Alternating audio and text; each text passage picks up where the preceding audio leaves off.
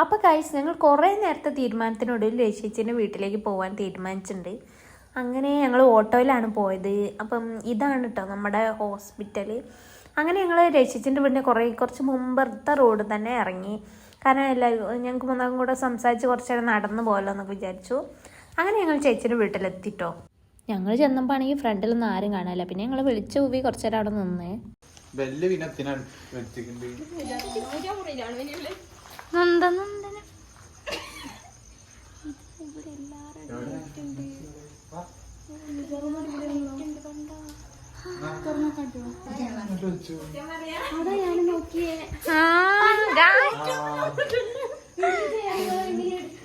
ഞങ്ങൾ രജിച്ചേച്ചിനെ വിട്ടിരിക്കുന്നു. ഇതാണ് രജിച്ചേച്ചിന് 2 സന്തതികൾ.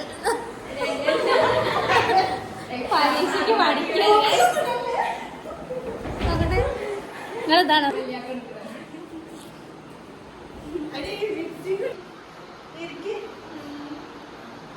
എന്താണ് പറയാനുള്ളത് ചേച്ചിക്ക്? എന്ത് പറയണം?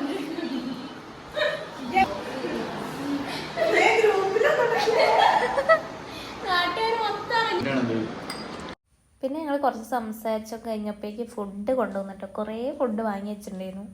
ഞങ്ങൾക്കാണെങ്കിൽ തിന്നാനുള്ള സ്പേസും ഇല്ലായിരുന്നു വയറിൽ. എന്നാലും ഞങ്ങൾ കഴിയുന്നത്ര തിന്നുണ്ടായിരുന്നു. മന്തി, ബ്രോസ്റ്റ്, പൊറോട്ട അങ്ങനെ എന്തൊക്കെയോ ഉണ്ടായിരുന്നു കേട്ടോ. പിന്നെ ഞങ്ങൾ ഫുഡൊക്കെ കഴിച്ച് കുറച്ച് നേരം ഉമ്മർത്തിരുന്ന് കുറച്ച് സംസാരിച്ചൊക്കെ ചെയ്ത് പിന്നെ ഞങ്ങൾ വേഗം ഇറങ്ങിട്ടോ. കാരണം ഷെഫിനൊക്കെ കുറച്ച് ദൂരത്ത് എത്തേണ്ടതുകൊണ്ട്